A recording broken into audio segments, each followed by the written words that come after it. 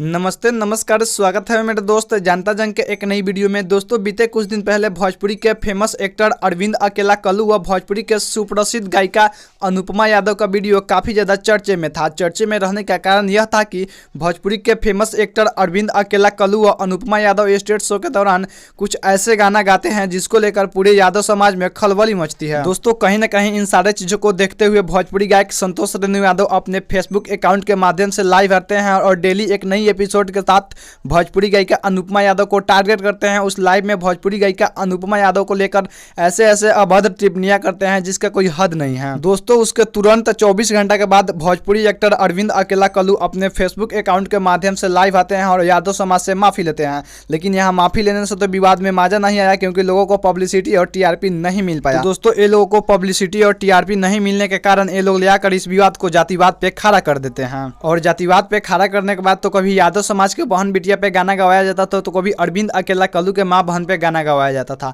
दोस्तों, इन्हीं सारी के बीच में भोजपुरी गायक संतोष रेणु यादव का एक ऐसे कॉल रिकॉर्डिंग वायरल होता है जिसमें संतोष रेणु यादव सीता माता को ऐसे अभद्र टिप्पणियां गालियां देते नजर आ रहे हैं, जो रिकॉर्डिंग आप यूट्यूब सोशल मीडिया के जरिए सुन लिए होंगे। दोस्तों, उस कॉल रिकॉर्डिंग को वायरल होने के बाद भोजपुरी गायक संतोष रेणु यादव को गिरफ्तार कर लिया जाता है। जी हाँ दोस्तों, इस विवाद से आप काफी ज्यादा रूबरू होंगे। तो दोस्तों, कहीं ना कहीं सवाल उठता है, जब विवाद भोजपुरी गायक संतोष रेणु यादव और प्रसिद्ध गायिका अनुपमा यादव के बीच था, जिस विवाद को लेकर आज संतोष रेणु यादव जेल खट रहे हैं। दोस्तों, उसी के बीच भोजपुरी गायक संतोष रेणु यादव का एक ऐसा सॉन्ग रिलीज होता है जिस सॉन्ग का टाइटल रखा गया है लालटेन के अजोरा में। हाँ मेरे दोस्त, बता दे आप सभी को, इस सॉन्ग के गाए हैं वही संतोष रेणु यादव, वही अनुपमा यादव, जो विवाद का जड़ है, जिसको लेकर संतोष रेणु यादव आज जेल खट रहे हैं। दोस्तों, इस सॉन्ग को रिलीज होने से कहीं ना कहीं सवाल उठता है कि ये लोग सिर्फ और सिर्फ टीआरपी और पब्लिसिटी पाने के लिए एक साजिश रचते हैं। मेरे दोस्त, आप सबका क्या राय है नीचे कमेंट सेक्शन में कमेंट करके जरूर बताएं। मैं आप सबका दोस्त कृष्णा शर्मा फिर मिलते हैं किसी नई अपडेट और किसी नई वीडियो के साथ में। तब तक के लिए जय हिंद, जय भोजपुरी समाज।